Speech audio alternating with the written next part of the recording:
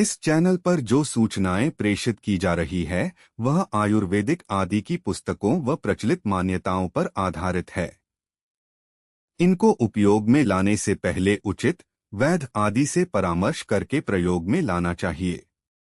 इसकी कोई जिम्मेदारी चैनल की नहीं होगी। प्रस्तुतकर्ता डॉक्टर भानु प्रताप तिवारी BAMS।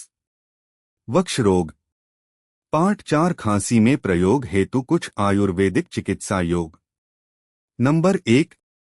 भुई आंवला के 50 ग्राम पंचांग को आधा ली जल के साथ औटाकर चतुर्थांश शेष क्वाथ को एक एक चम्मच दिन में 2 बार पिलाने से खांसी श्वास में लाभ होता है। नंबर 2। भुने मक्के का सेवन करने से खांसी में लाभ होता है। नंबर 3। मधुक पुष्प से निर्मित क्वाथ का सेवन करने से खांसी, प्रतिशाय और श्वसनिशोथ में लाभ होता है। नंबर 4। 200 मिलीलीटर गाय के दूध में 2 ग्राम काली मिर्च चूर्ण को पकाकर पिलाने से श्वास खांसी में लाभ होता है। नंबर 5। काली मिर्च चूर्ण 2 भाग, पीपल चूर्ण 2 भाग, अनार छाल 4 भाग तथा जौखार 9 भाग को चूर्ण बनाकर 8 भाग गुड़ मिलाकर 1 से 1 ग्राम की गोलियां बनाकर दिन में 3 बार सेवन करने से वेदनायुक्त खांसी, कष्टदायक खांसी में लाभ होता है। नंबर 6।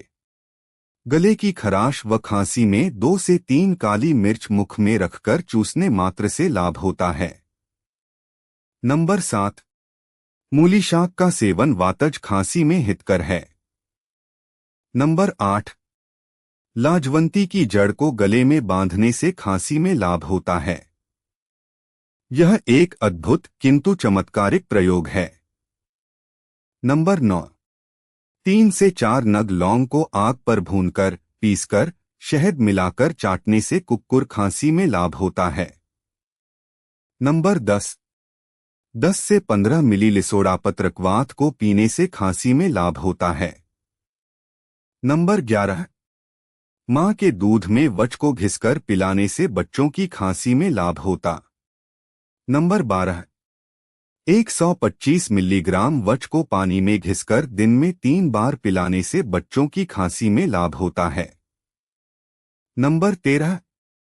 वासा के पंचांग को छाया में सुखाकर कपड़े में छानकर नित्य 10 ग्राम मात्रा में खाने से श्वास खांसी में लाभ होता है।